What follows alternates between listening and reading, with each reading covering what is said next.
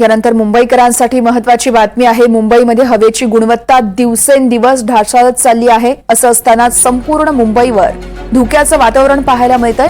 दुपारपर्यंत हे वातावरण असंच पाहायला मिळतं, त्यामुळे आता नागरिकांच्या आरोग्यावर देखील याचा मोठा परिणाम दिसून येईल अशी भीती व्यक्त केली जाते। मुंबईतील वातावरणाचा आढावा घेतलाय आमच्या प्रतिनिधी जुई जाधव यांनी।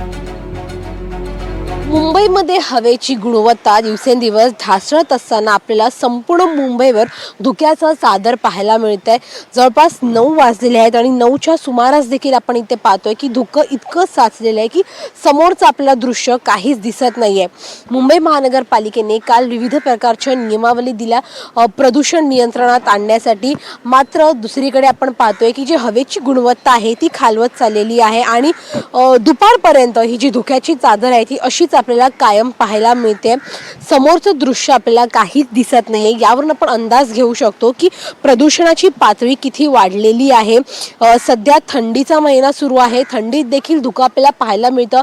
मात्र एकीकडे जिथे प्रदूषण वाढतंय, दुसरीकडे नागरिकांना आपल्या आरोग्याची काळजी घेण्याचं आवाहन देखील करण्यात आलेलं आहे।